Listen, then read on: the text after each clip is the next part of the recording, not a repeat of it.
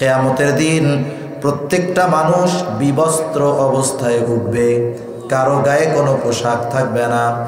আয়েশা সিদ্দিকা রাদিয়াল্লাহু তাআলা আনহা জিজ্ঞাসা করলেন, ইয়া রাসূলুল্লাহ, মানুষেরা কি একজন আরেকজনের দিকে তাকাবে না? মানুষেরা কি লজ্জিত হবে না? রাসূলুল্লাহ সাল্লাল্লাহু আলাইহি ওয়াসাল্লাম বললেন, আয়েশা, মানুষেরা এত চিন্তিত ভীত থাকবে যে একজন আরেকজনের দিকে তাকানোর বিষয়টা চিন্তাও করবে না। সেখানে ভাই ভাইকে চিনবে না, ভাইয়ের থেকে পালাবে, সন্তানের থেকে পালাবে, মা বাবার থেকে পালাবে, কারণ সকলে সবার চিন্তায়, নিজের চিন্তায় বিভোর। কিন্তু জান্নাতে যাওয়ার পর কোনো টেনশন নাই, ভয় নাই, চিন্তা নাই, কারণ জান্নাতে শুধু সালাম আর সালাম, শান্তি আর শান্তি। এবার জান্নাতে যাবার পর তাফসিরে ইবনে কাসিরের মধ্যে আসছে, জান্নাতি জান্নাতের মধ্যে গিয়ে খুঁজতে থাকবে দুনিয়ার পরিচিত সবাইকে। বলেন তো, জান্নাতি জান্নাতে গিয়ে যখন দুনিয়ার পরিচিত সবাইকে খুঁজবে, সে কি ওই জান্নাতে তার দুনিয়ার পরিচিত সবাইকে পাবে? একটু জোরে বলেন না, পাবে? পাবে না। তাফসিরে ইবনে কাসিরের মধ্যে আসছে, এবার আল্লাহ তাআলা জান্নাতি আর জাহান্নামীদের মধ্যে দেখা ও কথাবার্তার ব্যবস্থা করে দিবেন। জান্নাতীদের সাথে জাহান্নামীদের, জাহান্নামীদের সাথে জান্নাতীদের কথা হবে, দেখা হবে। জান্নাতি জাহান্নামের মধ্যে দেখবে তার হাজারো প্রিয়জন আপনজন জাহান্নামের শাস্তি ভোগ করতেছে। এই দৃশ্য দেখবার পর জান্নাতি আল্লাহর দরবারে তার কৃতজ্ঞতার মাত্রা বাড়ায় দিবে। সে বলবে, আল্লাহ, আপনি যদি আমার প্রতি দয়া না করতেন, আমার প্রতি যদি আপনার মেহেরবানি না থাকতো, আমাকেও হয়তো জাহান্নামে যাওয়া লাগতো আল্লাহ। সে তার কৃতজ্ঞতার মাত্রা বাড়ায় দিবে। এইবার জাহান্নামীও জান্নাতের মধ্যে তাকায় দেখবে যে জান্নাতের মধ্যে তার আপনজন প্রিয়জন বন্ধু বান্ধব দেখা যায়। এইবার ওই লোকটার আফসোস হবে, আফসোস, কারণ দুনিয়ার মধ্যে একই সাথে চলে, একই স্কুলে পড়ে, একই মাঠে খেলে, কিন্তু সবাই একরকম নয়। একই মাঠে 20 জন খেলতেছে, আসরের আজান হলো নামাজের সময়, ওই 20 জন থেকে 2 জন হয়তো বলে, চলো ভাইয়েরা, নামাজের সময় চলে যায়, নামাজটা আদায় করার পর বাকি খেলা শেষ করা যাবে। দেখা যাবে বাকি 18 জন জবাবে বলবে, তোমরা যাও, আমরা পরে যাব, ঠিক না? আবার অনেক সময় এমন হয়, বন্ধুরা মিলে অনুষ্ঠান করবে, গান বাদ্যর আয়োজন করবে, সবাই একমত, বাকি 2-4 জন বলে, ভাই তোমাদের সাথে চলি, একসাথে পড়ি, একসাথে খেলি, অসুবিধা নাই। অনুফিখা ফিস-সূর فصعق من في السماوات ومن في الأرض إلا من شاء الله ثم نفخ فيه أخرى فإذا هم قيام ينظرون الله رب العالمين জানায় দেন, এই আয়াতের আলোকে জানা যায় সিংহায় ফুৎকার হবে 2টা। আল্লাহ রাব্বুল আলামিন জানায় দেন, প্রথমবার সিংহায় ফুৎকারের পর আল্লাহ তাআলা যেগুলো চান সেগুলো ছাড়া, যা চান তা ছাড়া, আসমান জমিনের মাঝে যত প্রাণ আছে, যত প্রাণী আছে, যত মানুষ আছে, আল্লাহ তাআলা বলেন সব প্রথমবার সিংহায় ফুৎকারের পর অজ্ঞান হয়ে যাবে। মুফাসসিরিনে কেরাম বলেন, প্রথমে অজ্ঞান হবে, এরপরে তাদের মৃত্যু ঘটবে। তার মানে প্রথমবার সিংহায় ফুৎকারের পর সব মানুষের মৃত্যু ঘটবে, তার মানে তারা ইন্তেকাল করবে, আলমে বরজখের বাসিন্দা হয়ে যাবে। প্রথমবার সিংহায় ফুৎকারের পর দ্বিতীয়বার আরেকটা সিংহায় ফুৎকার দেওয়া হবে। তবে এই 2 সিংহায় ফুৎকারের মাঝে সময়ের ব্যবধান কতটুকু? মুফাসসিরিনে কেরাম জানায় দেন, হাদিসের আলোকে এই বিষয়টা স্পষ্ট হয়ে যায়। প্রথমবার সিংহায় ফুৎকারের কমপক্ষে 40,000 বছর পর দ্বিতীয়বার সিংহায় ফুৎকার দেওয়া হবে।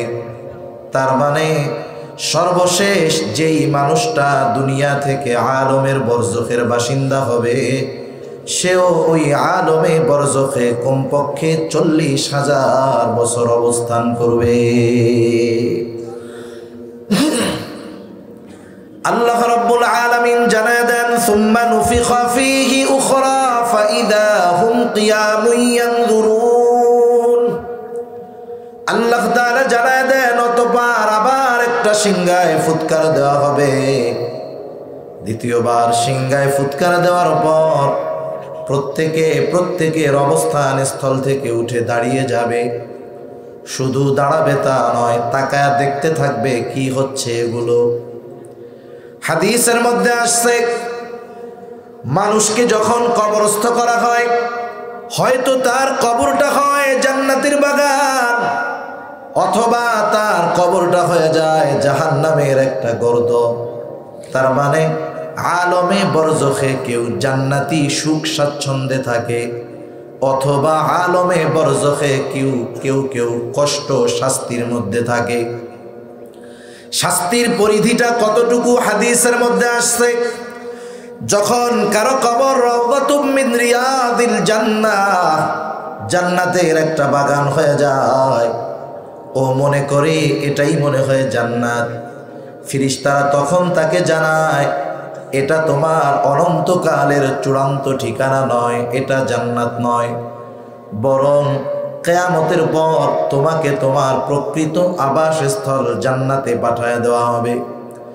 তখন ওই লোকটা বারবার আল্লাহ তাআলার কাছে ফরিয়াদ করে আর বলে, আল্লাহ, যথা দ্রুত সম্ভব আপনি কিয়ামত কায়েম করেন, আমি আমার মূল বাসস্থানে যেতে চাই। আবার কারো কবর হয় জাহান্নামের একটা গর্ত, ওই লোকটা মনে করে এটাই মনে হয় জাহান্নাম। তাকে জানানো হয়, না না, এটা জাহান্নাম নয়, বরং জাহান্নামের শাস্তির তুলনায় এটা কোনো কিছুই না। এইবার সে আরো প্রচন্ড রকমের ভীত হয়ে যায়। সে তখন কামনা করে আর বলতে থাকে, কিয়ামত যেন কখনো কায়েম না হয়। তাহলে কবরের শাস্তির তীব্রতা এতটুকু আমরা বুঝতে পারলাম। কেউ মনে করবে এটাই মনে হয় জাহান্নাম। ওই লোকটাও তো সেই দিন হাসরের ময়দানে উঠবে।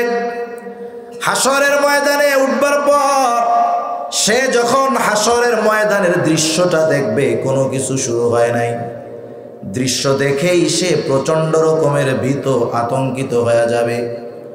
মাঝে মধ্যে যখন প্রচন্ড রকমের বৈশাখী ঝড়ের আগমনের আভাস পাওয়া যায়, ভর দুপুরবেলা কেমন জানি মনে হয় গোটা দুনিয়াটা আঁধারে ঢাকা পড়ে গেছে।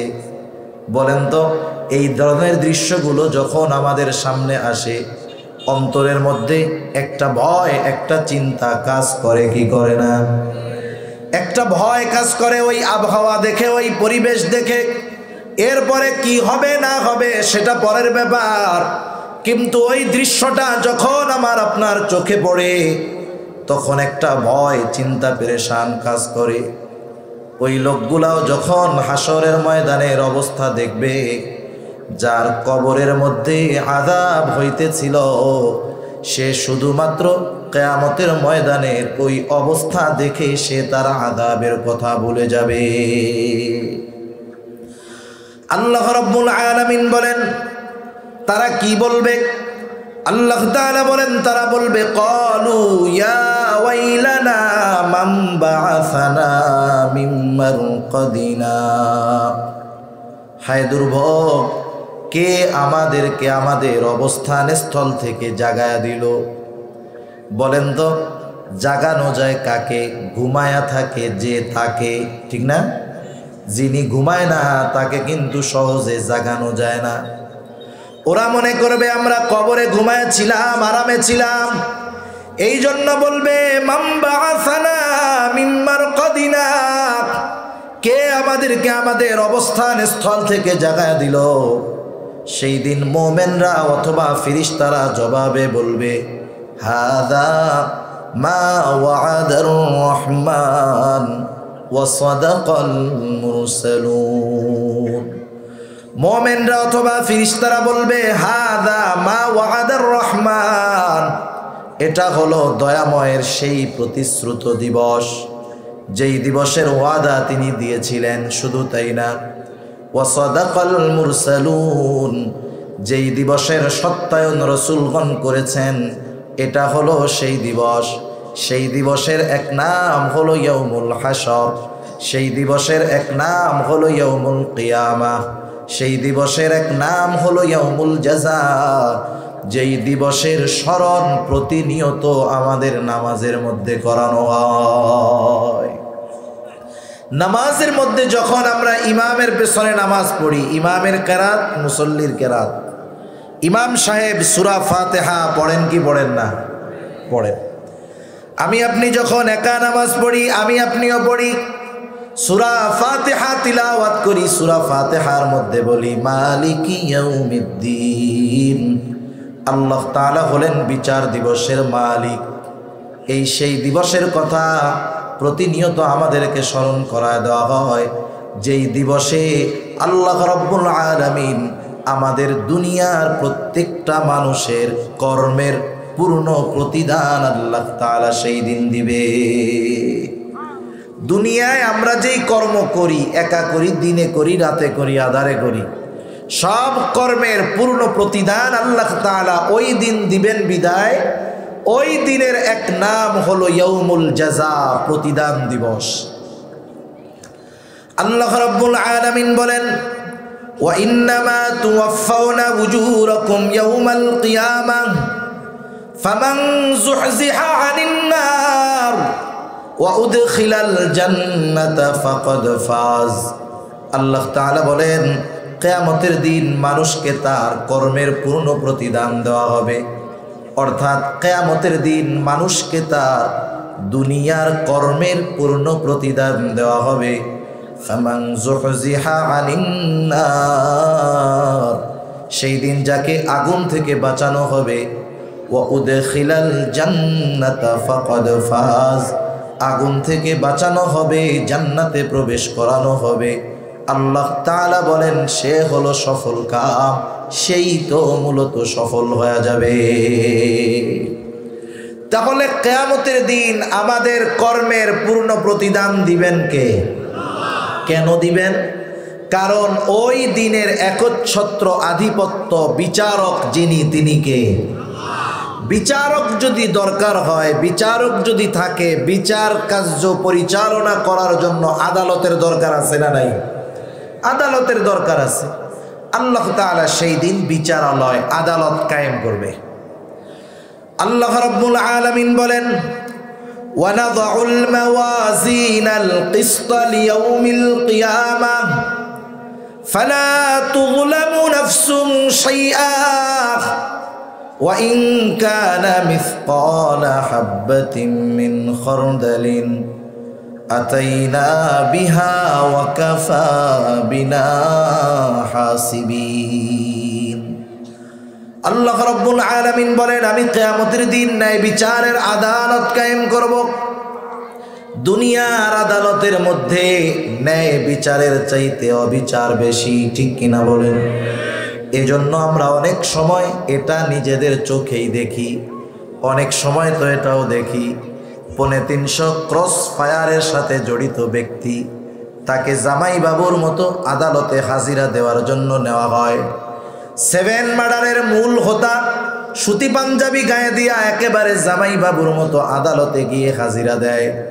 অথচ কিছু নিরহ নির্দোষ ওলামায়ে কেরাম, তাদেরকে যখন হাজিরা দেওয়ার জন্য নেওয়া হয়, কোন দোষে কোন কারণে তাদের আটক করা হলো এর সুনির্দিষ্ট কোনো কারণও জানা যায় না। অথচ এই মানুষগুলাকে যখন নেওয়া হয়, এমনভাবে নেওয়া হয় কেমন যেন এই মানুষগুলো দুনিয়ার সবচাইতে খারাপ মানুষ। সেজন্য দুনিয়ার মধ্যে অবিচার করার সুযোগ আছে, করা যাচ্ছে। এ কথা মনে রাখতে হবে। আজকের দিনটা হয়তো জালেমের, কিন্তু আগামী দিনটা হলো মাজলুমের, ঠিক কিনা বলে? আজকে হয়তো দুনিয়ার বিচারক ন্যায় বিচার করে না অথবা করার সুযোগ পায় না, কিন্তু মাজলুম যেই আদালতে অভিযোগ দায়ের করবে, আল্লাহর কসম ওই আদালতে কোনো অবিচার নাই, কোনো জুলুম নাই। আর সেই আদালতের বিচারক হবেন কে? আল্লাহ রাব্বুল আলামিন বলেন, এমন আদালত আমি কায়েম করব, ফালা তুযলামু নাফসুন শাইআ, কারো প্রতি ন্যূনতম কোনো জুলুম করা হবে না, সামান্যতম বিচার করা হবে না। বরং ওয়া ইন কানা মিসকালা হাববাতিন মিন খারদালিন আতাইনা বিহা, কেউ যদি দুনিয়ায় সরিষা দানা পরিমাণ আমল করে, আল্লাহ তাআলা বলেন সেটাকে হাজির করা হবে। শুধু আমল হাজির করা হবে তা নয়, হিসাব নেওয়া হবে। আল্লাহ তাআলা হিসাব নিবেন। আর আল্লাহ তাআলা বলেন, কাফা বিনা হাসিবিন, হিসাব নেওয়ার জন্য আমি যথেষ্ট। তাহলে অনন্তকাল পরকালের কিয়ামতের দিবসের যেই বিচারালয়, সেই বিচারালয়ের বিচারক হবেন কে? আরো জোরে বলি কে? দুনিয়াতেও এই নিজাম, এইটা কোনো ন্যায় বিচারক যদি ন্যায় বিচার করতে চান, তাকে দুটো জিনিস সামনে রেখে ন্যায় বিচার করতে হয়। কয়টা জিনিস? কথা বুঝতেছেন তো? না ঘুম আসে? আমার যে কথা, আমারই মাঝে মধ্যে বলতে বলতে ঘুম আসে, আপনাদের আসাও স্বাভাবিক। একটা তাকবীর দেন, নারায়ে তাকবীর, নারায়ে তাকবীর, মাশাআল্লাহ। আপনাদের তাকবীর দেওয়াই আমার ঘুম ভাঙাইলাম আর কি, ওই অবস্থা। একটু চা থাকলে দিয়ে। তাহলে বিচারক যদি ন্যায় বিচার করতে চায়, কয়টা জিনিস দরকার? দুটো জিনিস দরকার। এক নাম্বার দরকার সত্যবাদী সাক্ষ্য এবং তার সত্যবাদী সাক্ষী এবং তার সত্য সাক্ষ্য। কারণ দুনিয়ার বিচারালয়ে এমন হয়, যাকে সাক্ষী হিসাবে নেওয়া হয়েছে সত্যই তিনি দেখছেন, সাক্ষী হিসাবে ঠিক আছে, কিন্তু আদালতে গিয়ে যেই সাক্ষ্য দেয় সব বানোয়াট মিথ্যা কথা। হয় কি হয় না? আবার অনেক সময় তো এমন হয় যে যাকে সাক্ষী হিসাবে দাঁড় করানো হলো, যার বিপক্ষে সে সাক্ষী দিবে তাকে চিনেও না, কোনোদিন দেখেও নাই, সাক্ষীও মিথ্যা, যা সাক্ষ্য দেয় তাও মিথ্যা। তাহলে ন্যায় বিচারের জন্য এক নম্বর দরকার সত্যবাদী সাক্ষী এবং তার সত্য সাক্ষ্য। কারণ একজন সাক্ষীর সাক্ষ্যর উপরে ভিত্তি করে বিচারক বিচার করেন, রায় দেন। অনেক সময় মিথ্যা সাক্ষী এবং মিথ্যা সাক্ষ্যর কারণে অনেক নিরপরাধ মানুষ বছরের পর বছর জেল খাটে, ফাঁসির কাস্টেও ঝুলে। অনেক সময় এমনও হয়, ঠিক কিনা বলেন? আমাদের দেশে অনেক সময় আমরা দেখছি, মাঝে মধ্যে কয়েকজন বের হয়েছে 30 বছর জেল কেটে। বের হওয়ার পরে কি হইল, যে সর্বশেষ ভালো মতো তদন্ত করে জানা গেল যেই অপরাধে ওনার 30 বছর জেল হইল, এই অপরাধের সাথে ওনার কোনো সম্পর্কই নাই। একটু চিন্তা করেন এখানে কেন হয়েছে, খোঁজ নিয়ে দেখবেন সাক্ষী আর সাক্ষ্য এই জন্য অন্যতম একটা ফ্যাক্টর। আল্লাহ রাব্বুল আলামিন ন্যায় বিচার করবেন, তিনিও সাক্ষীর ব্যবস্থা করে রাখছেন। আল্লাহ রাব্বুল আলামিনের এক নাম্বার সাক্ষী। বলেন তো, আমি আপনি দুনিয়ার যেখানেই যাই না কেন, আলোতে হোক, আঁধারে হোক, রাতে হোক, দিনে হোক, মানুষের সামনে হোক, একাকী হোক, এমন পাথরের মধ্যে হোক যেই পাথরের কোনো দরজা জানালা নাই, দুনিয়ার যেখানেই হোক, আসমানে হোক আর মাটির নিচে হোক, গভীর সমুদ্রের একেবারে তলদেশে হোক, আমি আপনি যদি কোনো কাজ করি, যদি কোনো কথা বলি, বলেন তো আমার আপনার ওই কাজ ওই কথা যিনি শোনেন, যিনি দেখেন, তিনি কে? গোটা আলমের মধ্যে এমন একটা জায়গা নাই যেখানে গিয়ে আমি আপনি আল্লাহর নজরের বাইরে যেতে পারবো। আছে নাকি দুই এক জায়গায়? একটা জায়গাও নাই। তাহলে আল্লাহ তাআলা আমাকে আপনাকে সর্বহালতে দেখেন। সাক্ষী হওয়ার জন্য অন্যতম বিষয় হলো প্রত্যক্ষদর্শী হওয়া, একেবারে নিজ চোখে দেখা। তাহলে বলেন তো, আমি আপনি দুনিয়াতে যেই সময় যেখানে যেই কাজ করি না কেন, আমার আপনার সব কাজ যিনি দেখেন তিনি কে? তাহলে আমার আপনার সব কর্মের অন্যতম প্রধান সাক্ষী যিনি তিনি কে? আল্লাহ রাব্বুল আলামিন নিজের সাক্ষীর ব্যাপারে বলেন, কাফা বিল্লাহি শাহিদা, সাক্ষী হিসাবে আল্লাহ তাআলাই যথেষ্ট। আল্লাহ তাআলা স্বয়ং নিজে তো সাক্ষী, সাথে সাথে ফেরেশতারাও আমার আপনার কর্মের ব্যাপারে সাক্ষী। প্রতিদিন 24 ঘন্টায় 2 গ্রুপ ফেরেশতা আমার আপনার হেফাজতের দায়িত্বে নিয়োজিত থাকে। সকাল থেকে সন্ধ্যা এক দল, সন্ধ্যা থেকে সকাল পর্যন্ত আর এক দল। আল্লাহ তাআলার আদেশে এই ফেরেশতারা আমাকে আপনাকে বিপদ আপদ থেকে হেফাজত করে।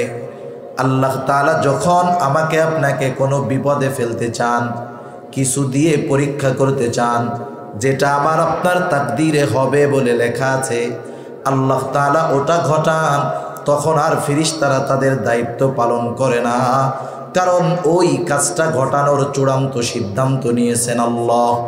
তাহলে এই ফেরেশতারা যারা আমাদের সাথে থাকে তারা আমাদের কর্মের ব্যাপারে সাক্ষী। শুধু তাই না, আমাদের প্রত্যেকের কাঁধে 2 জন ফেরেশতা আছে। আল্লাহ তাআলা বলেন, কিরামান কাতিবিনা ইয়ালামুনা মা তাফআলুন। আল্লাহ তাআলা বলেন, সম্মানিত লেখকদ্বয় জানে তোমরা কি আমল করো। তাহলে 1 নম্বর সাক্ষী হলো আল্লাহ, 2 নম্বর সাক্ষী হলো ফেরেশতারা, 3 নম্বর সাক্ষী আমি আপনি যেই অঙ্গ প্রত্যঙ্গ দিয়ে আমার আপনার কর্মগুলো বাস্তবে পরিণত করি, এই অঙ্গ প্রত্যঙ্গগুলো আমার আপনার কর্মের ব্যাপারে সাক্ষী। আল্লাহ রাব্বুল আলামিন কোরআনুল কারীমের মধ্যে জানায় দেন, আমার আপনার হাত পা আল্লাহ তাআলার সাথে কথা বলবে, সাক্ষ্য দিবে। আল্লাহ তাআলা বলেন, আল ইয়াউমা নাখতিমু আলা আফওয়াহিহিম ওয়া তুকাল্লিমুনা আইদিহিম ওয়া তাশহাদু আরজুলুহুম বিমা কানু ইয়াকসিবুন। আল্লাহ তাআলা বলেন, সাক্ষী দিবেন আমি কিয়ামতের দিন তাদের মুখের উপরে মোহর মেরে দিব, বাক শক্তি রুদ্ধ হয়ে যাবে, তারা কথা বলতে পারবে না। ওয়া তুকাল্লিমুনা আইদিহিম, আমার সাথে কথা বলবে তাদের হাত, ওয়া তাশহাদু আরজুলুহুম, সাক্ষী দিবে তাদের পা, বিমা কানু ইয়াকসিবুন, এই হাত পা দ্বারা তারা কি উপার্জন করেছে। শুধু যে হাত পা সাক্ষী দিবে তা নয়, আল্লাহ তাআলা আরেক জায়গায় বলেন, শাহিদা আলাইহিম সামউহুম ওয়া আবসারুহুম ওয়া জুলুদুহুম বিমা কানু ইয়ামালুন।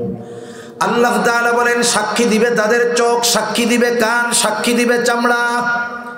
বলেন তো, এখানে হয়তো 70-80 বছর হায়াতের মানুষও আছেন, এই যে 60 বছর 70 বছর, এই হাত, এই পা, চোখ, কান, নাক, অঙ্গ প্রত্যঙ্গ কোনোদিন 2-1 কথা বলছে নাকি? এরা কোনোদিন কথা বলে নাই।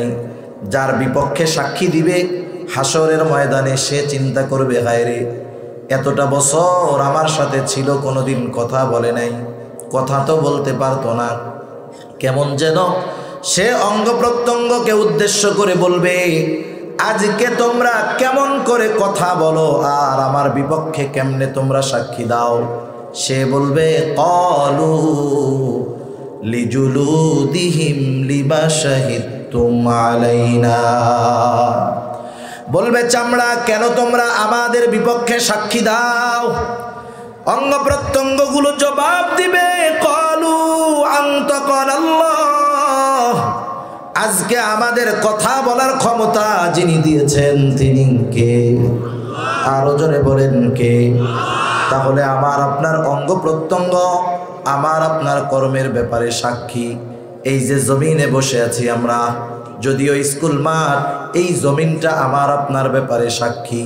শুধু তাই না, যেই সময়গুলো এই ভালো কাজে কাটানো হচ্ছে, ওই সময়গুলো আমার ভালো কাজের ব্যাপারে সাক্ষী।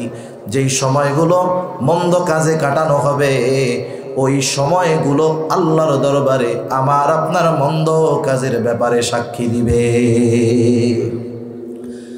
5 ধরনের সাক্ষীর কথা আমি আপনাদের খেদমতে বললাম।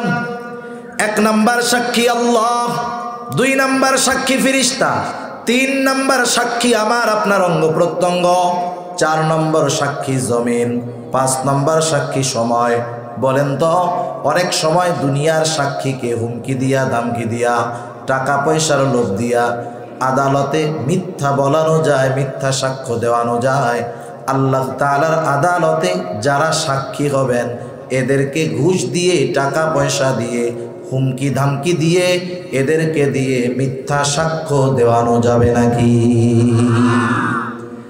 সেজন্য ন্যায় বিচারের জন্য 2টো জিনিস দরকার।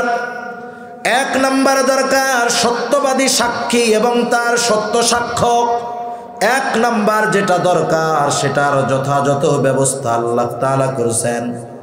2 নাম্বার যেটা দরকার কর্মের প্রমাণ, এভিডেন্স, দলিল, যা বলেন বলেন। আল্লাহ রাব্বুল আলামিন আমার আপনার কর্ম সংরক্ষণের ব্যবস্থা করে রাখছেন।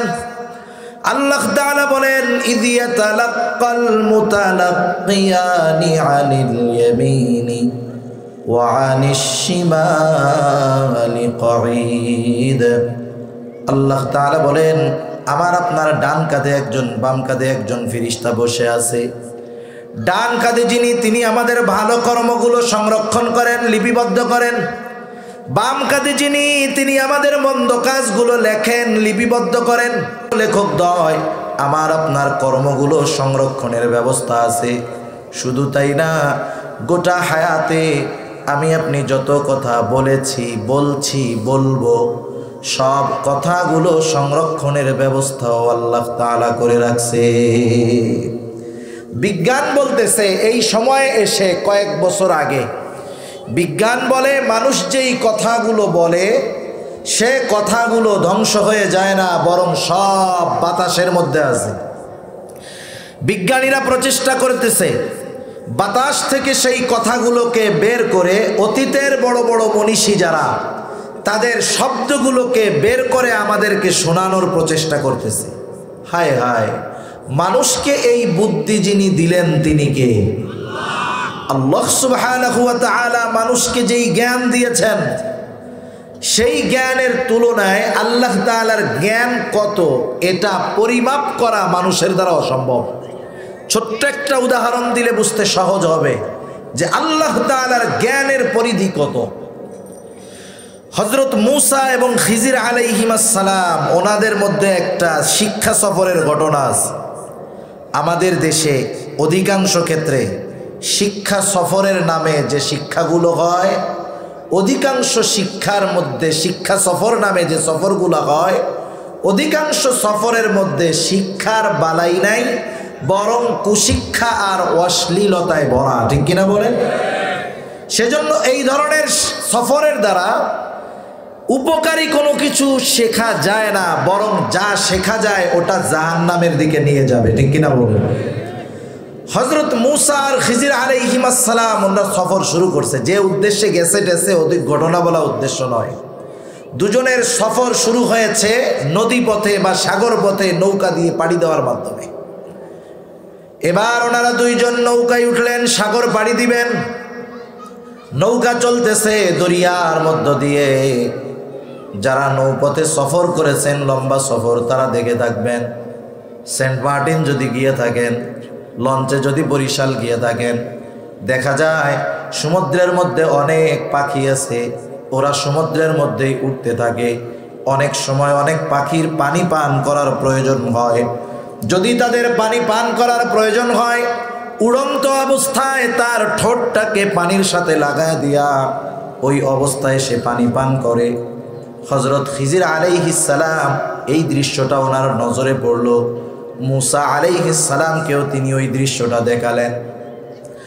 দেখানোর পরে বলতেছে, ভাই মূসা, এই যে পাখিটা সমুদ্রের সাথে ঠোঁট লাগায়া পানি পান করতেছে, এই পাখিটার ঠোঁটের আগায় যতটুকু পানি আছে, এই গোটা সমুদ্রের পানি যদি আল্লাহ তাআলার জ্ঞান হয়, তাহলে সব সৃষ্টির জ্ঞান হলো আল্লাহ তাআলার ওই জ্ঞানের তুলনায় পাখির ঠোঁটে লেগে থাকা পানির সমপরিমাণ, বরং তার চাইতে আরো কম। আল্লাহ তাআলার জ্ঞান যদি হয় গোটা সমুদ্র, তাহলে সকল সৃষ্টির জ্ঞানকে যদি এক জায়গায় করা হয়, পাখির ঠোঁটে লেগে থাকা পানির সমপরিমাণও হবে না। সুবহানাল্লাহ। তাহলে সেই মহাজ্ঞানী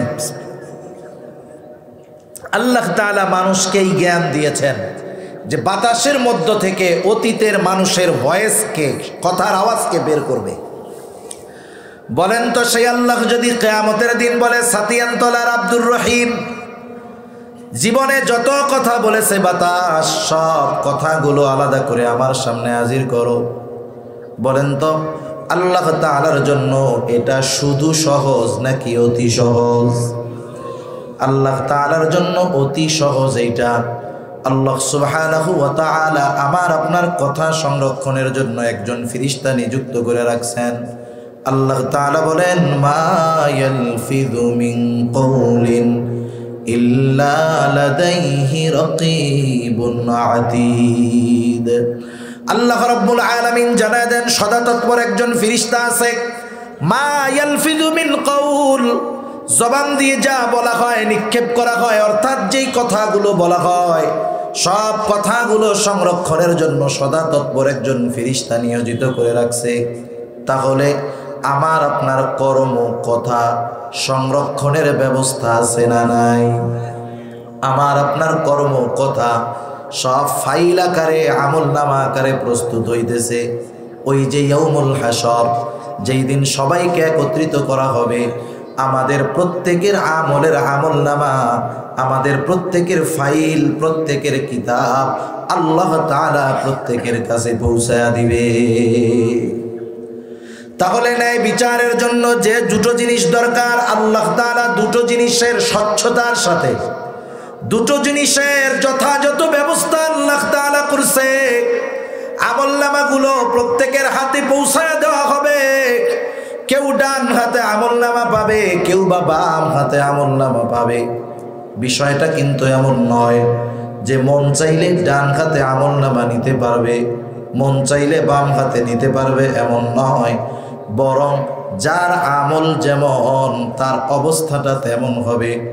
নেক আমলওয়ালারা ডান হাতে আমলনামা পেয়ে যাবে, আর যারা গুনার কাজে ছিল, পাপী বেঈমান, তাদের আমলনামা বাম হাতে দেওয়া হবে।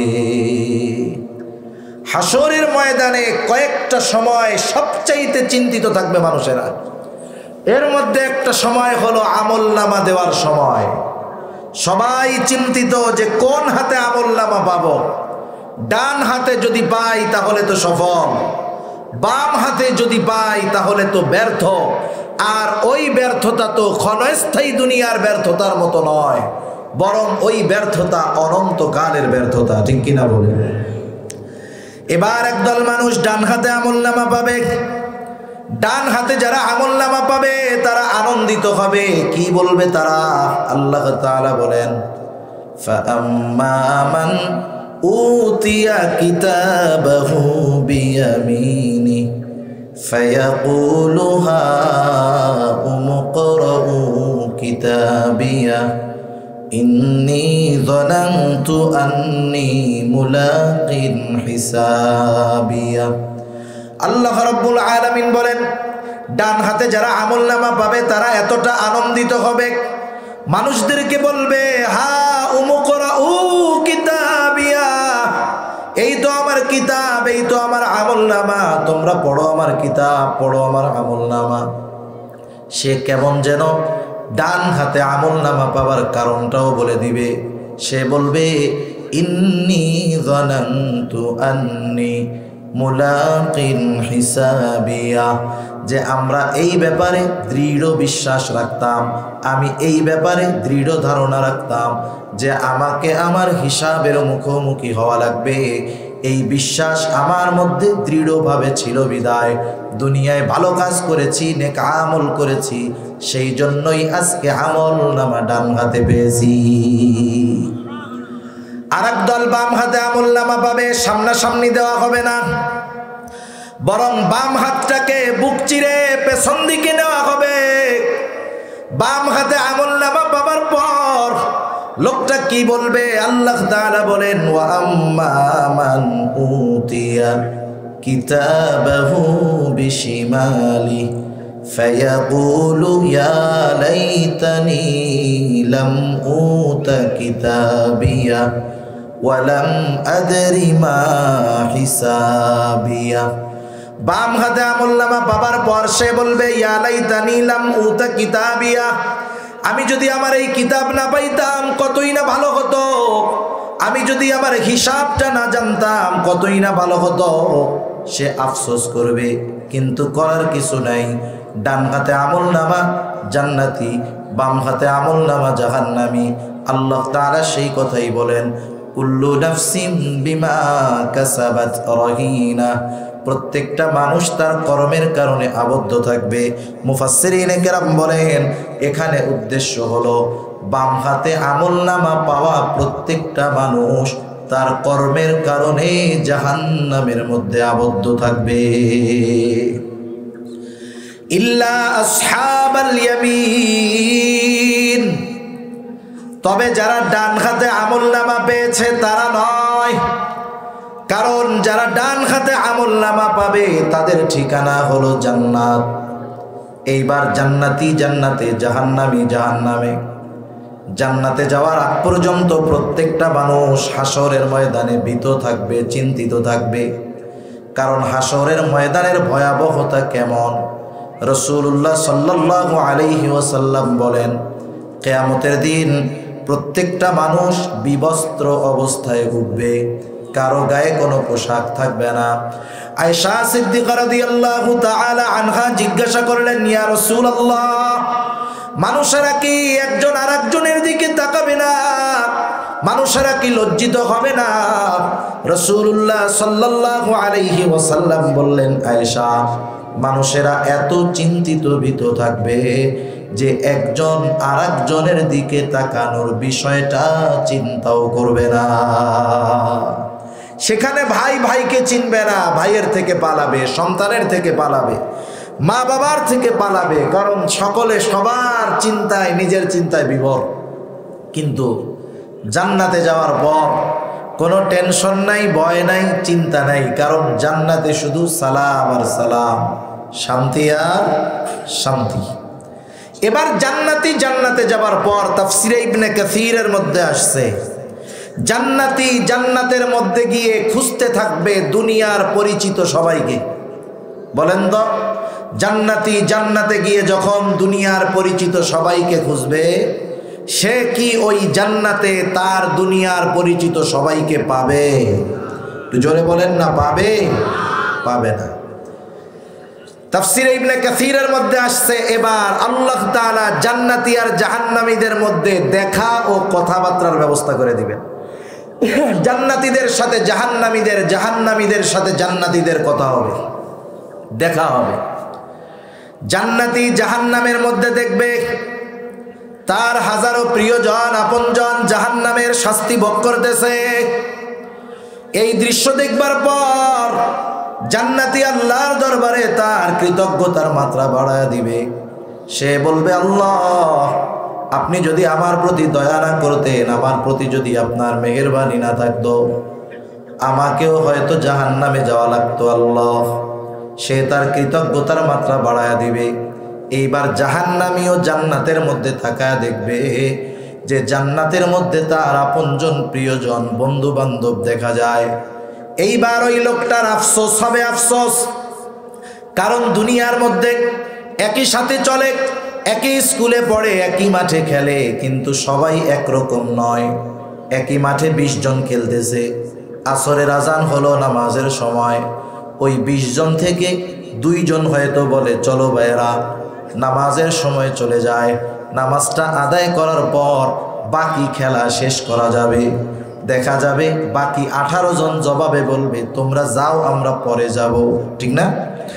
আবার অনেক সময় এমন হয়, বন্ধুরা মিলে অনুষ্ঠান করবে, গান বাদ্যর আয়োজন করবে, সবাই একমত, বাকি 2-4 জন বলে ভাই তোমাদের সাথে চলি, একসাথে পড়ি, একসাথে খেলি, অসুবিধা নাই, কিন্তু এই পাপের কাজের সাথে আমার যাওয়া সম্ভব নয়, তোমরাও যাইও না। যখন কোনো তরুণ আরেক তরুণকে, এক যুবক আরেক যুবককে গুনার থেকে ফিরতে বলে, তখন অন্যান্য যারা আছে ওই যুবকটাকে তিরস্কার করে আর বলে বুজুর্গ হয়ে গেছে, সুফি সাহেব হয়ে গেছে। বলে কি বলে না? আরে অনেক ক্ষেত্রে তো অনেকে মনে করে যৌবনকালে গুনাহ করা এটা স্বাভাবিক বিষয়। অনেক বাবার কাছে তার সন্তানের নামে অভিযোগ দেওয়া হলো যে আপনার সন্তান এই ধরনের কাজ করতেছে। ওই বাবা মসজিদ থেকে নামাজ পড়ে বের হইছে, অভিযোগ দেওয়া হয়েছে তার যুবক ছেলের ব্যাপারে। বলে আরে মিয়া যুবককালে একটু কইরাই থাকে। বলে কি বলে না? এর দ্বারা কি হলো? উনি চিন্তা করেন যৌবনকালে গুনাহ করতেই পারে, অথচ যৌবনকালের সময়টা আমার আপনার জীবনের সবচাইতে গুরুত্বপূর্ণ সময়। কারণ কিয়ামতের ময়দানে প্রত্যেকটা মানুষকে যেই 5টি প্রশ্নের জবাব দিতে হবে, এর মধ্যে অন্যতম প্রশ্ন যৌবনকাল কিভাবে অতিবাহিত করেছে। শুধু তাই না, ইসলাম তো যৌবনকালে ইবাদত করার ব্যাপারে আরো উদ্বুদ্ধ করে। রাসূলুল্লাহ সাল্লাল্লাহু আলাইহি ওয়াসাল্লাম জানায় দিয়েছেন, কিয়ামতের দিন হাসরের ময়দানে যখন কোথাও কোনো ছায়া থাকবে না আল্লাহ তাআলার আরশের ছায়া ছাড়া, নবীজি জানায় দেন যেই 7 শ্রেণীর মানুষ আরশের ছায়ায় স্থান পাবে, তার মধ্যে 1 শ্রেণীর মানুষ হলো ওই যুবক যে তার যৌবনকাল ইবাদতের মাধ্যমে অতিবাহিত করেছে। সুতরাং যৌবনকাল হলো ইবাদতের মূল সময়। আর আমরা মনে করি যৌবনকাল মনে হয় গুনাহ করার সময়। আল্লাহ হেফাজত করুক আমাদের। কষ্ট হচ্ছে আপনাদের? ঘুম আসতেছে? নারায়ে তাকবীর, নারায়ে তাকবীর। মাশাআল্লাহ। একটু অল্প সময় আর কষ্ট করেন ইনশাআল্লাহ। দীর্ঘ সময় বসে থাকা কষ্টকর, এটাও বুঝি, অল্প সময় আর। তাহলে ওই যে দুনিয়ায় যেই ছেলেগুলো নামাজের জন্য বাকি বন্ধুদের ডাকতো, আল্লাহ না করুক, তারা হয়তো জান্নাতি, বাকি বন্ধুরা হয়তো জাহান্নামী। এখন যখন ওই বন্ধুরা জাহান্নাম থেকে জান্নাতে তাকায়া ওই সমস্ত বন্ধুদের দেখবে যারা তাদেরকে নামাজের জন্য ডাকতো, গুনার থেকে ফিরতে বলতো, বলেন তো আফসোস হবে কি হবে না? আফসোস করবে, আহারে একসাথেই তো থাকতাম, শুধু যদি ওই দিনের কথাগুলো শুনতাম তাহলে আজকে আমিও হয়তো জান্নাতে থাকতে পারতাম। আফসোস মানুষের কষ্টকে বাড়ায় দেয়। কেমনে বুঝাই আপনাদের? আপনারা আশেপাশে নদী আছে না, মাছ টাছ মারেন না? বিল টিলে মাছ মারেন না? মনে করেন এক লোক যুবক বয়স 15, 16, 17 বছর বয়স নদীতে মাছ মারতে গেছে। সকালে গেছে, দুপুর পর্যন্ত একটা মাছও পায় নাই। 6 ঘন্টা যে পরিশ্রম করলো, বলেন তো তার কষ্ট হয়েছে কি হয় নাই? প্রচন্ড কষ্ট হয়েছে। চলে আসবে বাপ। এই সময় হঠাৎ করে তার হাতে বড় একটা বোয়াল মাছ ধরা পড়ল, ওজন 20 কেজির কম নয়। বলেন তো মাছটা হাতে আসার সাথে সাথে এই যে 6 ঘন্টা মাছ না পাওয়ার যেই কষ্ট, এটা কি তার মধ্যে আছে না গেছে? ও ভুলেই গেছে ওইটা। এইবার মাছটা ধরার সাথে সাথে মাছেও কাদা, হাতেও কাদা। মাছ একটা ঝাঁটি দিয়া ওর হাত থেকে ছুটে আবার গভীর পানিতে চলে গেছে। ঘটনাটা ঘটতে টাইম লাগছে 5 সেকেন্ড। কয় সেকেন্ড? বলেন তো হাত থেকে মাছ ছুটে যাওয়ার পর সে কি বলবে? আর কি বলবে? এটা হলো আফসোস যে হয়েছে, এর প্রকাশ করার শব্দ হলো আ অথবা আর। ঘটনাটা কয় সেকেন্ডের? 5 সেকেন্ডের। ঘটনাটা ঘটছে 16 বছর বয়সে। বয়স যখন 80, নাতিকে নিয়ে ওই নদীর ওই জায়গায় গেছে। এই কথা ওই বুড়াকালেও মনে থাকবে। নাতিরে বলবে, নাতি একটু লেগা এই যে সেই জায়গা 20 কেজি ওজনের বোয়াল মাছ পাইলাম, একটুর জন্য হাত থেকে ছুটে গেছে।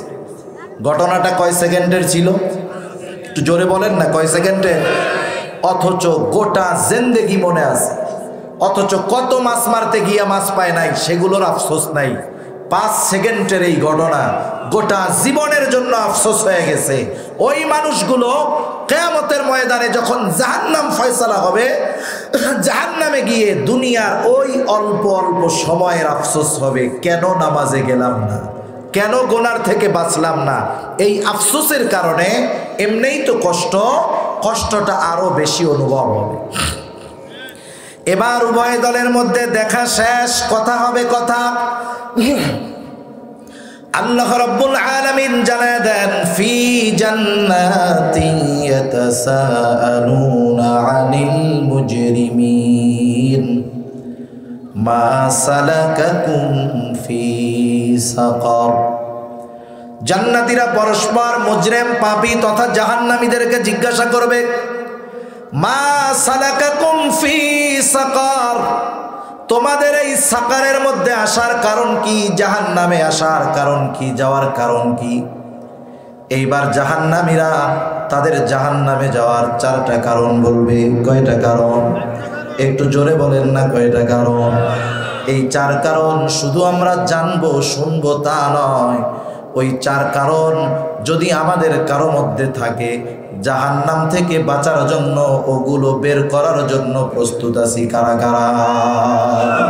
নারায়ে তাকবীর, নারায়ে তাকবীর, মাশাআল্লাহ। হাত নামাই। দেখেন, কারো যদি অসুস্থতা হয় যে এমন রোগ হয়েছে, ডাক্তার বলছে 2 রান থেকে 2 পাই কেটে ফেলতে হবে, নাইলে আপনার জীবন বাঁচবে না। জীবন যদি বাঁচাতে হয় পা থাকবে না। আপনাকে যদি এই অবস্থা কারো যদি হয়, আল্লাহ না করুন, কি করবেন? পা রাখবেন না জীবন রাখবেন? টাকা দিয়ে হসপিটালে ভর্তি হয়ে ঠ্যাং যখন 2টা কাইটা দিবে ডাক্তার, ডাক্তার পা কাটছে, এরপরেও ধন্যবাদ দেওয়া হবে যে থ্যাংক ইউ ডাক্তার, আপনি খুব সুন্দর অপারেশন করছেন, আল্লাহ তাআলা আপনার অপারেশন সাকসেসফুল করাইছে, আমি এখন সুস্থ আছি, বেঁচে আছি, এটাই বড় পাওয়া। তাহলে জীবন বাঁচানোর জন্য 2টো পাও যদি ত্যাগ করতে হয়, আমরা পিছপা হই না, বরং কষ্টার্জিত সম্পদ দিয়ে, টাকা দিয়ে এই কাজ আমরা করাই।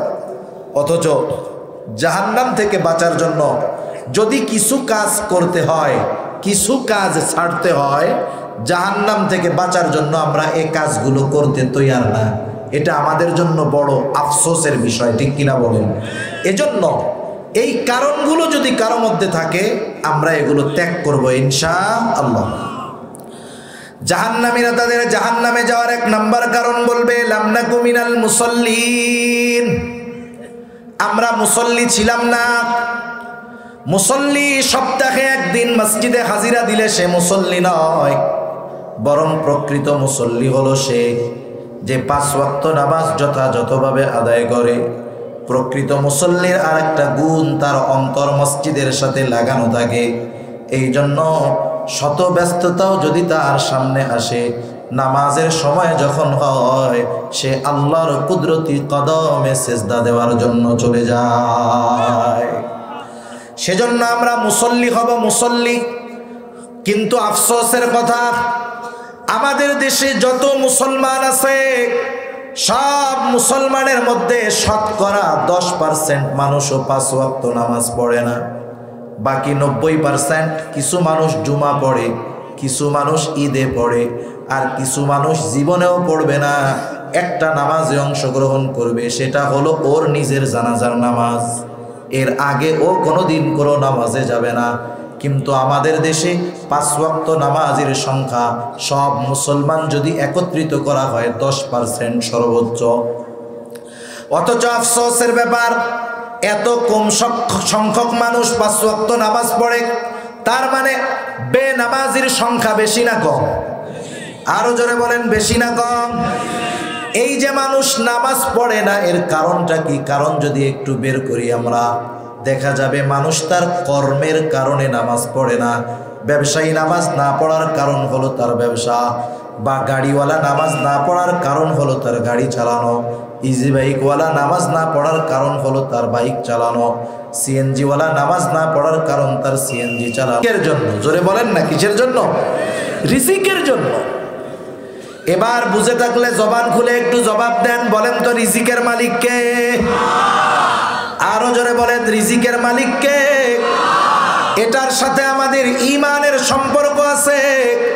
কারণ ঈমানদার কথা বিশ্বাস করে, আমার কর্ম আমাকে রিজিক দেয় না, রিজিক আল্লাহ তাআলা দেয়। কর্ম আমাকে রিজিক দেয় না, রিজিক আল্লাহ তাআলা দেয়। এটার সাথে ঈমানের সাথে সম্পৃক্ত বিষয়। এখন রিজিকের মালিক আল্লাহ, ওই রিজিকের মালিক রিজিক পাওয়ার যেই পদ্ধতি বলে দিলেন, সেই পদ্ধতি বাদ দিয়ে যদি রিজিক খোঁজা হয়, হয়তো টাকা পয়সা আসবে কিন্তু বরকত হবে না। সেজন্য আসমানওয়ালার বরকতি রিজিক যদি আমরা চাই, কি করণীয়? আল্লাহ রাব্বুল আলামিন বলেন, ওয়া'মুর আহলাকা বিস-সালাতি ওয়াসতাবির আলাইহা লা নাসআলুকা রিজকা। আল্লাহ তাআলা বলেন, তুমি তোমার অধীনস্থ যারা আছে তাদেরকে নামাজের আদেশ দাও, তুমিও তার উপরে অটল থাকো। তার মানে ঘরের মানুষগুলোকে মুসল্লি বানাও, তুমি নিজেও মুসল্লি হও। আল্লাহ তাআলা বলে, বান্দা লা নাসআলুকা রিজকা, আমি আল্লাহ তোমার কাছে রিজিক চাই না, বরং তুমি মুসল্লি, ঘরের মানুষ যদি মুসল্লি হয়ে যায়, আল্লাহ তাআলা বলেন নাহনু নারযুকুকা, তোমরা মুসল্লি হওয়ার কারণে আমি আল্লাহ তোমাকে রিজিক দিয়ে দিব। সেজন্য আমার আপনার রিজিকে যদি বরকত পেতে হয়, নামাজি একা হলে হবে না, ঘরের মানুষদেরকেও বানাতে হবে। সেজন্য আমরা যদি মুসল্লি হই, জাহান্নাম থেকে বাঁচা যাবে, দুনিয়ায় রিজিক পাওয়া যাবে, ঠিক কিনা বলেন? তাহলে জাহান্নামীরা জাহান্নামে যাওয়ার এক নাম্বার কারণ হলো তারা বলবে আমরা মুসল্লি ছিলাম না, আর আমরা মুসল্লি হব। কি হব জোরে বলেন, আরো জোরে বলেন, কি হব? দুই নাম্বার, তারা জাহান্নামে যাওয়ার দ্বিতীয় কারণ বলবে ওয়ালাম নাকু নুতঈমুল মিসকিন, আমরা মিসকিনদেরকে খানা দিতাম না, মিসকিনদেরকে খানা দিতাম না। মিসকিন অসহায়কে খানা খাওয়ানো ফজিলতের কাজ। সাধারণভাবে খাবার খাওয়ানোটাকে আমরা তিনটা স্তরে ভাগ করতে পারি। প্রথম স্তর সাধারণভাবে খানা খাওয়ানো। রাসূলুল্লাহ সাল্লাল্লাহু আলাইহি ওয়াসাল্লামের কাছে একজন লোক আসছে, আসার পরে জিজ্ঞাসা করতেছে আইয়ুল ইসলামি খাইর, ইসলামের মধ্যে সর্বোত্তম কাজ কোনটা? নবীজি জবাবে বললেন তুতঈমুত তাআম ওয়া তাকরাউস সালাম আলা মান আরাফতা ওয়া মান লাম তারিফ। নবীজি বললেন তুমি মানুষকে খানা খাওয়াও, আর পরিচিত অপরিচিত সবাইকে বেশি বেশি সালাম দাও। নবীজি খানা খাওয়ানোর কথা বলছেন, তবে কোনো স্তর বিন্যাস করেন নাই। সেই জন্য একটা মানুষ যদি অপর মানুষকে খানা খাওয়ায়, হতে পারে লোকটা পরিচিত বা অপরিচিত, দেশি কিংবা বিদেশি, ধনী কিংবা গরিব, যা হয় হোক, কেউ যদি আল্লাহর সন্তুষ্টির জন্য কাউকে খানা খাওয়ায়, বলেন তো ফজিলত আছে না নাই? আপনাদের এলাকায় বিবাহের দাওয়াত দেওয়া হয় না, আছে নাকি? বিবাহ শাদী বাড়িতে খাওয়ানো হয়, ফজিলত আছে না নাই? জোরে বলেন না, আছে না নাই? যদি খাওয়াইয়া টাকা নেওয়া হয়, ফজিলত আছে না নাই? হ্যাঁ আছে, কেউ কয় আছে, টাকা নেওয়ার পক্ষের লোকও আছে। আরে এ দাওয়াতি, দাওয়াতি না, এটা তো ডাকাতি। আগের মানুষ মুরব্বীরা যদি আত্মীয় স্বজন বিবাহের দাওয়াত না দিত, দেখা যাবে এক মুরব্বী রাগ হইয়া মুখ ফুলাইয়া বসে আছে, আর একজন জিজ্ঞাসা করতেছে মুরব্বী মন খারাপ কেন? বলে আমার খালাতো বোন তার মেয়ের বিবাহের দাওয়াত দেয় নাই। আপনার কেমন খালাতো বোন? বলে আমার চাচাতো বোনের, মামাতো বোনের, ভুয়াতো বোনের খালাতো বোন, ওই খালাতো বোন তার মেয়ের বিয়ের দাওয়াত দেয় নাই। 15 জোড়া দেওয়ার পরে হলো খালাতো বোন। আপন খালাতো বোন, আপন বোনের খবর নাই। এই জামানায় 13 জোড়া দেওয়ার পরে ওই খালাতো বোনের খবর আছে, চিনি না তো আমরা, ঠিক কিনা বলেন? দেখেন আগের মুরব্বীরা এত দূরের আত্মীয়, দাওয়াত দেয় নাই, রাগ হওয়ার কারণ কি? একটা আন্তরিক মহব্বত ছিল, আত্মার বন্ধন ছিল তাদের মধ্যে। কিন্তু এখন দাওয়াত দিলে আরো টেনশনে পড়ে যায়। চিন্তা করে বিয়ার দাওয়াত দিল শীতের সময়, বেতন পাই 15,000, এই মাসে বিয়ার দাওয়াত 6টা। খাওয়ান দাওয়ান খাইয়া কি 1000-এর কম দেওয়া যায়? আবার কত জায়গায় ফর্দ করে রাখে, দেখে যে ওর তো দাওয়াত দিছিলাম, খাইয়া কত দিল। আবার কতজনে চিন্তা করে হায় রে হায় 1000 টাকা তো দিমু, একা যামু কেন? আত্মীয় স্বজন যা আছে, মেয়ে যা আছে, নাতিপুতা যা আছে, সব নিয়ে এক টেবিল দখল দিয়া 1000 হিসাব করে যা খাইছি তার চাইতে বেশি দেই নাই, লাভই হয়েছে। এই ধরনের দাওয়াত খাওয়ানোর মধ্যে কোনো ফজিলত নাই। যদি হিম্মত থাকে আল্লাহর জন্য যদি খাওয়ানো হয় দাওয়াত দিবেন, অসুবিধা নেই, কার্ডেও দিবেন। শহরের সিস্টেম খুব চালাক শহরের মানুষ। আগে দাওয়াত দিত এক ফ্যামিলিরে দিত একটা কার্ড, এখন ওই ফ্যামিলির লোকজন সবাই যাইতো, 10-15 জন যাইতো, খাইয়া নইলে 10,000 দিছে, নইলে 5,000 দিছে, সব মিলায় দেখতো লস। খাইছে লোক বেশি, টাকা যা দিছে তাতে কি লস। এখন সিস্টেম করছে কমিউনিটি সেন্টারে বিবাহ হবে, এবার কার্ড দিছে। বাড়িতে কার্ড দিতে গিয়ে বলে আপনার ফ্যামিলি মেম্বার কয়জন, বলে 5 জন। এবার 5 জনকে আলাদা আলাদা কার্ড দেয়, উপরে লেখা থাকে অনলি ফর 1 পারসন, মানে এক কার্ডে কয়জন, একজন। এবার কমিউনিটি সেন্টারের গেটে অপরিচিত লোক দাঁড়া করায় রাখবে, কার্ড দিবে ও ঢুকতে পারবে, কার্ড নাই ঢুকতে পারবে না। এখন বলেন আমি যদি এরকম দাওয়াত করে দেই, আমি যদি গেটে দাঁড়ায় থাকি, পরিচিত একজন যদি আসে, কার্ড নাই, ফিরাই দেওয়া কষ্টকর না? এই জন্য গেটে দাঁড়া করে, যারে কেউ চিনে না, ওই যে ও তো আর মানুষ চিনবে না, ও কার্ড চিনবে, আসে ঢুকেন, নাই সরেন। এবার বলেন এক কার্ডে একজন ঢুকলো, খাইয়া কত দিবে? কমপক্ষে তো 1,000। ও হিসাব করে দেখবে যে এই অনুষ্ঠান কইরা পাবলিক খাওয়াইয়া 5 লাখ ব্যয় কইরা ওর আরো 7-8 লাখ বিজনেস হয়েছে। এসব ব্যবসা খাওয়ানো, এই ধরনের খাওয়ানো কারো নিয়ত যদি থাকে, তাহলে এই খাওয়ানোর মধ্যে কোনো ফজিলত নেই। সাহাবায়ে কেরাম আল্লাহর জন্য খাওয়াইতেন, তাদের এই কাজটা আল্লাহ তাআলার কাছে কত পছন্দনীয় হয়েছে যে আল্লাহ তাআলা তাদের এই খাওয়ানোর বিষয়টাও কোরআনুল কারীমে বলছেন। সুবহানাল্লাহ। তারা খাওয়ায়া কি বলতো? ইন্নামা নুতঈমুকুম লিওয়াজহিল্লাহ লা নুরিদু মিনকুম জাযাআও ওয়ালা শুকুরা। তারা বলতো আমরা তোমাদেরকে আল্লাহর জন্য খাওয়াইছি, সুতরাং লা নুরিদু মিনকুম জাযাআ, আমরা তোমাদের কাছে কোনো প্রতিদান বিনিময় চাই না। অনেক সময় আমরা মানুষের উপকার করি, কিছু না হোক কমপক্ষে আশা করি আমাদেরকে ধন্যবাদ দিবে, থ্যাংক ইউ বলবে। সাহাবায়ে কেরাম বলতো প্রতিদান তো চাই না, ওয়ালা শুকুর, তোমরা আমাদের কৃতজ্ঞতা প্রকাশ করো এটাও চাই না। কারণ খানা খাওয়াইছি আল্লাহর জন্য, প্রতিদান দিবেন কে? আল্লাহ। সেজন্য 1 নাম্বার, সাধারণভাবে খানা যদি আল্লাহর জন্য খাওয়ানো হয় ফজিলতের কাজ। দ্বিতীয় হালাত, দ্বিতীয় অবস্থা, বলেন তো এই খাবার যদি কোনো মিসকিন অসহায়কে খাওয়ানো হয় ফজিলত কম না বেশি? মিসকিন অসহায়কে যদি খানা খাওয়ানো হয় ফজিলত, জাহান্নাম থেকে বাঁচা যাবে। দুনিয়ার লাভ কি? দুনিয়ার লাভ হলো কেউ যদি নিজে মিসকিনকে খানা খাওয়ায়, অপর কেউ যদি খানা খাওয়ানোর জন্য উৎসাহ দেয়, আল্লাহ রাব্বুল আলামিন এই দুনিয়াতে তার রিজিককে প্রশস্ত করে দেয়। সেজন্য আমরা মিসকিনদের খানা খাওয়াবো। তৃতীয় অবস্থা, ওই মিসকিন অসহায় ক্ষুধার্ত লোকটা যদি আমার আপনার প্রতিবেশী হয়, তাহলে খাবার খাওয়ানো এটা শুধু ফজিলতের বিষয় নয়, বরং এটা ঈমান সম্পৃক্ত বিষয়।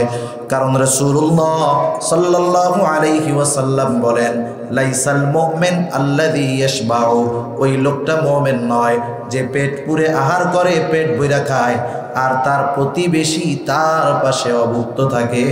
নবীজি বলেন ওই লোকটা মুমিন নয়। সেজন্য আমরা সব সময় প্রতিবেশীর দিকে খেয়াল রাখবো।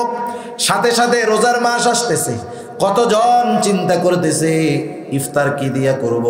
অনেকে হয়তো ইফতারের পূর্বে সামনে 5, 7, 8, 10 প্রকারের খাবার নিয়ে ইফতার করার জন্য অপেক্ষা করবে, অথচ দেখা যাবে তার প্রতিবেশী একটা পান্তা ভাত আর 2-4টা শুকনা মরিচ পোড়ায়া ইফতার করার জন্য অপেক্ষা করতেছে। এমন সমাজে আছে না নাই? সেজন্য এই বিষয়টাও খেয়াল রাখার দরকার, প্রতিবেশীর ব্যাপারটা বেশি খেয়াল রাখার দরকার। তাহলে জাহান্নামীরা জাহান্নামে যাওয়ার 4 কারণ।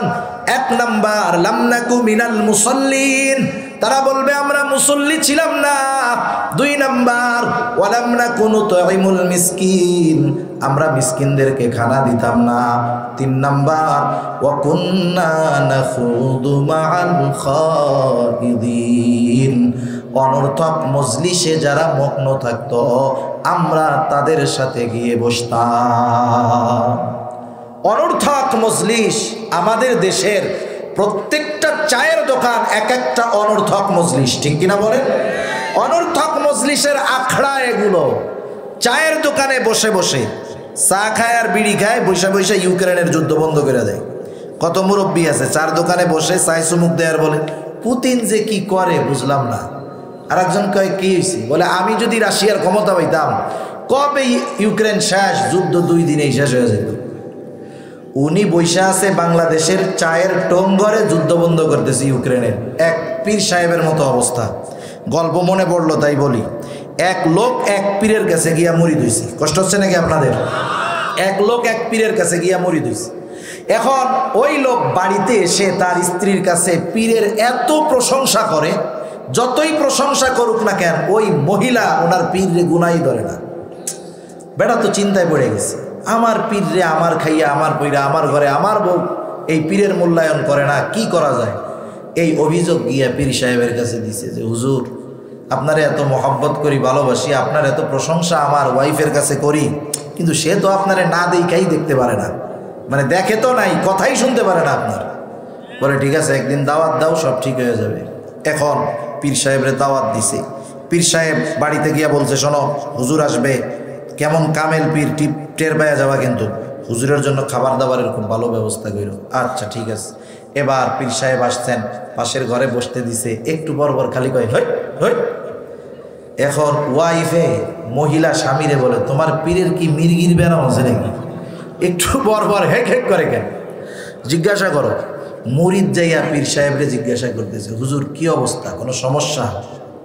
বলে না, আমার নজর আর তোমাদের নজর তো এক না।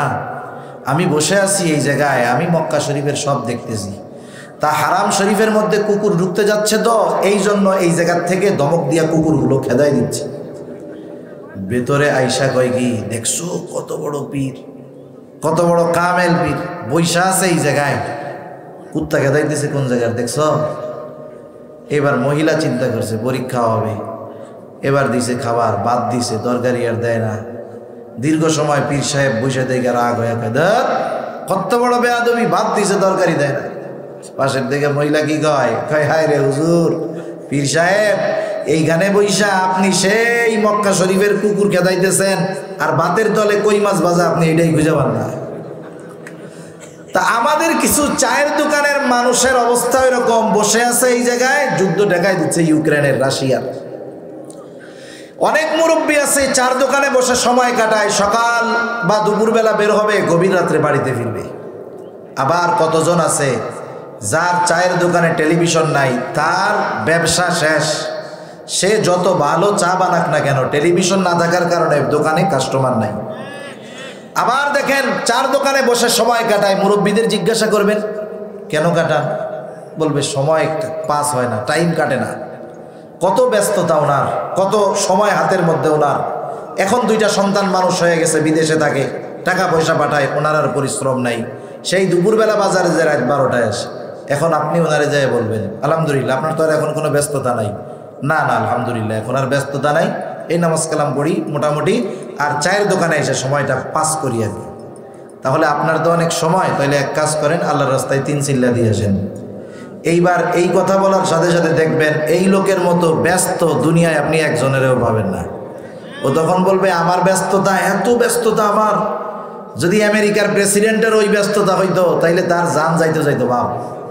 অথচ একটু আগে এই যে অনর্থক মজলিসে বসে আছে, কাজকাম নাই, টাইম কাটানোর জন্য। আরে এই টাইমটা যে কাটাই, এটা হায়াতের একটা অংশ, ঠিক না? দেখেন একটা মোমবাতি যখন জ্বালায় দেওয়া হয়, বলেন তো মোমবাতি আলো দিতে দিতে থাকে না, এক সময় শেষ হয়ে যায়। হায়াত নামক মোমবাতি আমি আপনি যখন মায়ের পেটে তখন জ্বালায় দেওয়া হয়েছে, ওটা ক্ষয় হচ্ছে, আস্তে আস্তে শেষ হইতেছে। অথচ আমরা যত সময় শেষ হচ্ছে তত অনর্থকভাবে আমাদের সময়গুলোকে অপচয় করতেছি। এই সময়গুলোর মূল্যায়ন বুঝে আসবে তখন যখন করার কিছু থাকবে না। যারা সময়ের মূল্যায়ন করছে তারা তো আলহামদুলিল্লাহ, যারা সময়কে ব্যবহার করে ভালো কাজ করলো না, গুনার কাজ করলো, এরা মরার পরে সময়ের জন্য আফসোস করবে। কিন্তু ওই আফসোস আমরা হয়তো দেখি না, কিন্তু আল্লাহ তাআলা জানেন, দেখেন, সেজন্য আমাদের জানায় দিয়েছেন। যারা দুনিয়ায় ভালো কাজ করে নাই, সময়গুলো হেলায় ফেলায় কাটায় দিল, মসজিদে যাওয়ার সুযোগ হয় নাই, দান সদকা নেক কাজ করার সুযোগ হয় নাই। লোকগুলো মৃত্যুর পর বলবে ফায়াকুলা রব্বি লাউলা আখরতানি ইলা আজালিন করিব, ও আমার রব, আমাদেরকে যদি সামান্য সময়ের অবকাশ দেওয়া হইতো, আবার যদি একটু দুনিয়ায় যাওয়ার সুযোগ দেওয়া হইতো, ফাআসাদদাকা ওয়া আকুম মিনাস সালিহিন, আমরা সাদকা করতাম, দান সাদকা করতাম, নেক কাজ করতাম, সৎ কর্মশীলদের অন্তর্ভুক্ত হয়ে যাইতাম যদি পুনরায় দুনিয়ায় যাওয়ার একটু সুযোগ দেওয়া হতো। বলেন তো তখন আফসোস করবে, একটু সুযোগ চাইবে, কিন্তু তাদেরকে কোনো সুযোগ দেওয়া হবে নাকি? সেজন্য যেই সময়ের জন্য মৃত্যুর পর আফসোস করতে হবে, সেই সময় এখন আমার আপনার কাছে আছে। সময়গুলোকে যথাযথভাবে গুরুত্বের সাথে ব্যবহার করার দরকার। বৃদ্ধ হয়ে গেছেন, কাজ কাম নাই, মসজিদে সময়টা বেশি দেন, মাদ্রাসায় দেন, সময়গুলো কাজে লাগবে ইনশাআল্লাহ। সেজন্য অনর্থক মজলিস জাহান্নামে যাওয়ার কারণ। আমরা অনর্থক মজলিস থেকে বাঁচব। 4 নাম্বার, জাহান্নামীরা তাদের জাহান্নামে যাওয়ার কারণ হিসাবে বলবে ওয়া কুন্না নুকাযযিবু বিয়াউমিদ্দিন, আমরা কিয়ামতের দিবসকে অস্বীকার করতাম। এর দুটো অবস্থা হতে পারে। 1 নাম্বার, সরাসরি কিয়ামতকে অবিশ্বাস করা, তাহলে সে বেঈমান, তার ঠিকানা হবে অনন্তকাল জাহান্নাম। আর একটা হলো অবিশ্বাস করে না কিন্তু গাফলতির মধ্যে ছিল, কিয়ামতের ব্যাপারে গাফেল ছিল, এই লোকটাও শাস্তি পাবে, জাহান্নামে যাবে। তারা বলবে এভাবে চলেছে দুনিয়া, হায়াত ফুরায় গেল, হাত্তা আতানাল ইয়াকিন, দৃঢ় সত্যের আগমন হলো তথা মৃত্যু চলে আসলো, মারা গেলাম, তাওবা করার সুযোগ হলো না, ভালো কাজের সুযোগ হলো না, এখন ঠিকানা হলো জাহান্নাম। সেজন্য জাহান্নামীরা জাহান্নামে যাওয়ার 4টি কারণ এই আয়াতগুলোর আলোকে জানা যায়। 1 নাম্বার কারণ, জাহান্নামীরা মুসল্লি ছিল না, আমরা মুসল্লি হব। জাহান্নামীরা মিসকিনদের খানা খাওয়াইতো না, আমরা খাওয়াবো। জাহান্নামীরা অনর্থক মজলিসের মধ্যে সময় কাটাইতো, আমরা অনর্থক মজলিস ত্যাগ করব। জাহান্নামীরা কিয়ামতের ব্যাপারে অবিশ্বাসী, কেউ বা গাফেল ছিল, আমরা কিয়ামতের ব্যাপারে দৃঢ় বিশ্বাসী হব। আশা করা যায় জাহান্নাম থেকে বেঁচে জান্নাতের বাসিন্দা হওয়া যাবে। সর্বশেষ একটা কথা আমার ছুটে গেছে জেহেন থেকে, কোন ধরনের মজলিসে বসবো? হাকিমুল উম্মাত আশরাফ আলী থানভী রহমাতুল্লাহি আলাইহি বলতেন যে তোমরা যেই মজলিসে দুনিয়া আখেরাত, দুনিয়ার উপকার আখেরাতের উপকার আছে, এই মজলিস ব্যতীত বাকি মজলিসগুলো ত্যাগ করবা। এমন মজলিসে বসছেন যেখানে দুনিয়ার বৈধ কল্যাণ আছে, তাও ভালো। আর যেই মসজিদে আখেরাতের কল্যাণ আছে, এটা তো ভালোর উপরে ভালো। বাকি যত মজলিস, অধিকাংশ মজলিসগুলোর মধ্যে হয়তো গীবত হবে, না হয় অপবাদ হবে, না হয় মিথ্যা কথা হবে, না হয় অনর্থক কথা হবে, অহেতুক কথাবার্তা হবে। আর এটাও মনে রাখতে হবে প্রত্যেকটা কথা রেকর্ডের ব্যবস্থা করেছেন কে? সেজন্য জীবনকে সতর্কতার সাথে সামনের দিকে নিব। আল্লাহ সুবহানাহু ওয়া তাআলা আমাদের সবাইকে কথাগুলো বুঝবার, আমল করবার তৌফিক দান করুন। সকলে বলি আমিন। ওয়া আখিরু দাওয়ানা আনিল হামদুলিল্লাহি রাব্বিল আলামিন। আসসালামু আলাইকুম ওয়া রাহমাতুল্লাহি ওয়া বারাকাতুহু।